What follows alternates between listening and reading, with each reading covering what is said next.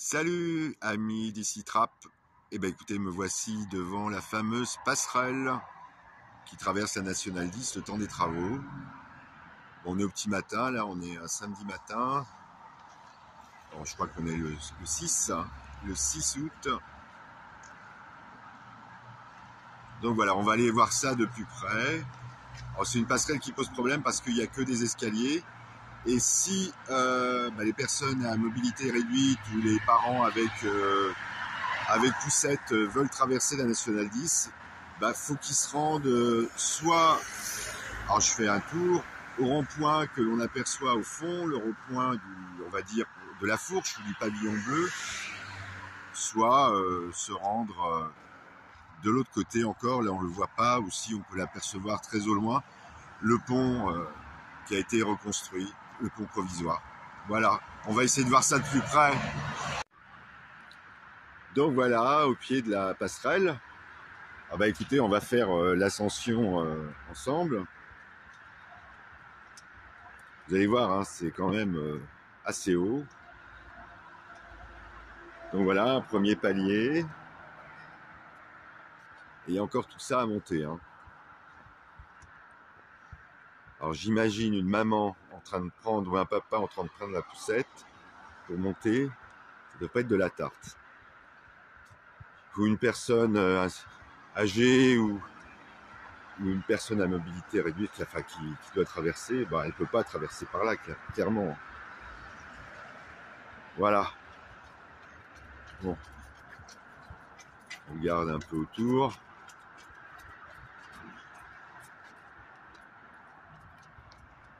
Bon voilà, c'est une passerelle. Bon, là on peut pas voir, hein, ça c'est plutôt positif.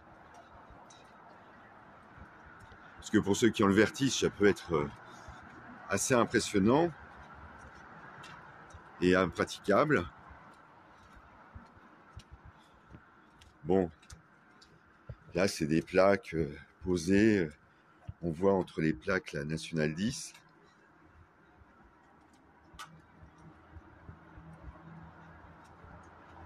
Habitat, il prend le pont là-bas, voilà.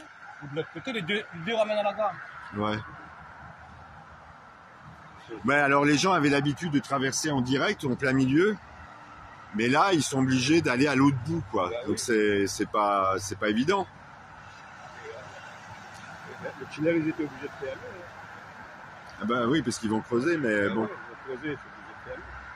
Il n'y a pas le choix. Ben voilà. Bon vous redescendez. Ah non, moi je monte et descends. Ah, vous faites du sport en fait. D'accord. Bon bon sport.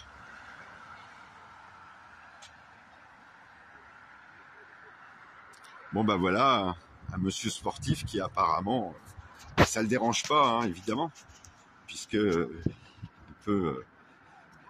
Enfin lui, au contraire, c'est peut-être, il trouve pas mal. Ça fait un grand escalier, ça lui permet de se muscler un peu, de travailler son souffle, etc. Enfin bon, voilà.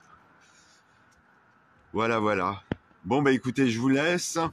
Bon, en tout cas, je rappelle qu'il y a une pétition sur le mur d'ici Trap qui a été lancée par Colette, qui est soutenue et cautionnée par la cellule locale du Parti communiste. Voilà.